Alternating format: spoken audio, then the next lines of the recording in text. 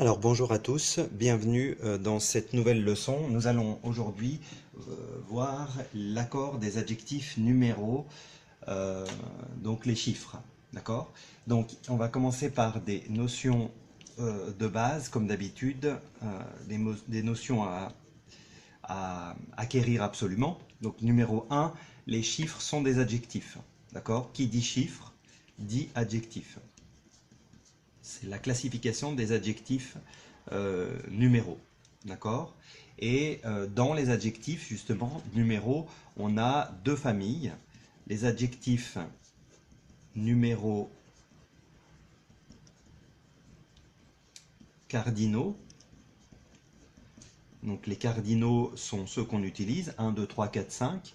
Et les adjectifs numéros ordinaux,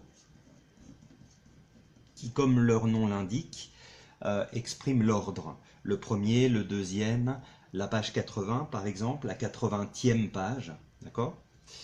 Donc ça c'est important que vous fassiez la distinction entre les numéros cardinaux et les numéros ordinaux, puisque dans la règle, on aura besoin de cette notion. Numéro 3, la notion numéro 3, millions et milliards sont des adjectifs, des noms communs, pardon, donc ils s'accordent sans autre et ils ne suivent pas la règle des adjectifs numéros puisqu'ils ne sont pas dans cette famille, ce sont des noms communs, d'accord? Donc ils suivent la même règle d'accord que les noms communs.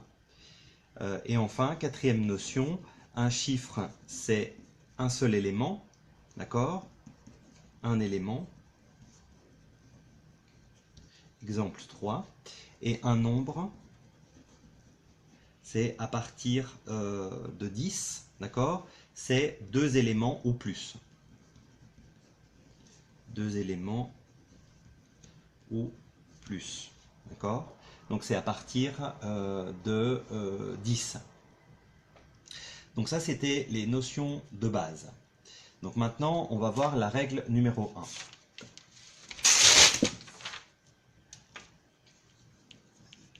Alors, la règle numéro 1 dit que seuls 20 et 100, dans tous les numéros cardinaux, seuls 20 et 100 s'accordent.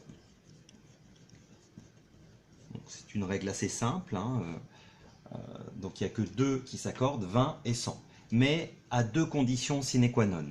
Première condition, ils doivent terminer le nombre. Terminer le nombre.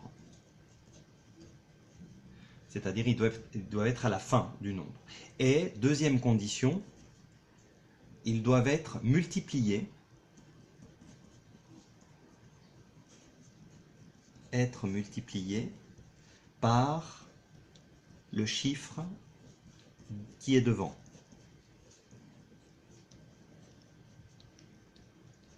D'accord? Je vous donne un exemple. 80. 80. Donc le 20, il termine le nombre et il est multiplié par 4. D'accord? Par contre, 120, ici le 20 termine le nombre, mais il n'est pas multiplié par 100. D'accord? Donc ces deux conditions sont sine qua non, je vous l'ai dit tout à l'heure, c'est-à-dire elles sont liées. Les deux doivent être absolument remplies, les deux conditions doivent être remplies pour valider l'accord. S'il manque une des conditions, malheureusement, l'accord n'est pas possible. D'accord? Et cette règle d'accord, il y a une exception justement pour les numéros ordinaux. Donc attention, pas valable pour les ordinaux.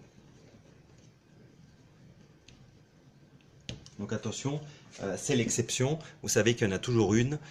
C'est l'exception de cette règle numéro 1. Maintenant, on va voir la règle numéro 2. Alors, règle numéro 2. Donc la règle numéro 2 parle du trait d'union, c'est elle qui régit le placement ou pas du trait d'union. Et la règle dit qu'on met un trait d'union pour tout ce qui est inférieur à 100. D'accord? Donc, tout ce qui est avant 100, on met un trait d'union. Exemple, 80, le 80 de tout à l'heure, 80. Donc j'ai mis un trait d'union puisque 80 est inférieur à 100. D'accord? Donc attention par exemple à 818. Donc 800, je ne mets pas, puisque 800 est supérieur. 110, je ne mets pas. Par contre, entre 10 et 8, je mets, puisque 18 est inférieur à 100. Donc attention à cette histoire de trait d'union, c'est très important. Quand vous avez un nombre comme ça qui est long, vous devez fonctionner par paires. Et après, vous vérifiez si vos paires sont inférieures ou supérieures à 100. D'accord?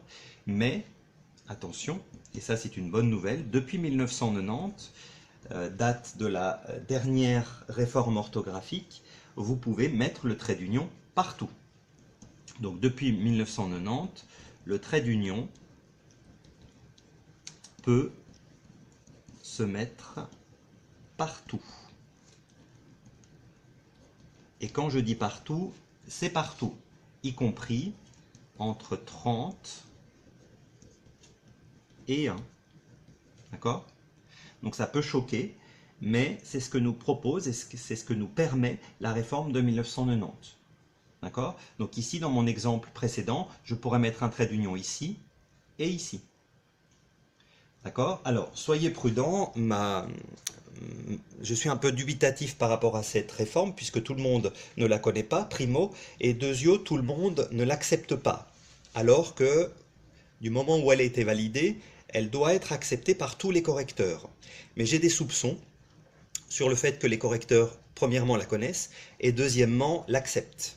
Même s'ils doivent l'accepter, je vous conseille quand même de rester classique et de rester sur l'idée de mettre un trait d'union pour tous les nombres inférieurs à 100. D'accord? Soyez prudents avec cette règle de 90, mais il est important que vous la connaissiez. Et enfin, je vous parle de la dernière règle, la règle numéro 3, donc qui nous parle spécifiquement de 1000. Donc elle concerne 1000. Nous avons deux manières d'écrire 1000, la manière classique, MI2LE, qui sera bien évidemment invariable, puisque je vous ai dit au début, dans la première règle, que seuls 20 et 100 s'accordaient. Et la deuxième manière d'écrire 1000, c'est comme ceci, MIL. Mais, attention, parce qu'il y a un mais, c'est uniquement pour les dates historiques. Uniquement pour les dates historiques qui sont comprises dans l'ère chrétienne, c'est-à-dire des dates qui sont dans cet espace-temps de 1001 à 1999. D'accord? Par exemple, 1972, vous pouvez écrire 1972, donc. Là, vous pouvez écrire 1000 comme ceci, mais vous ne vous tromperez jamais, et c'est peut-être mon conseil, de toujours écrire 1000 MI2LE. D'accord? Ça, c'est un effet, on va dire un effet peut-être de style, mais vous êtes couvert par l'orthographe puisque c'est possible, mais c'est très restrictif puisqu'il faut que ça soit une date historique et il faut que cette date soit dans cet espace-temps. Donc écrire 1000 MIL sera assez rare et c'est la raison pour laquelle je vous conseille d'écrire 1000 MI2LE. Voilà ce que je pouvais dire sur l'accord des adjectifs numéraux et je vous donne rendez-vous pour une prochaine leçon.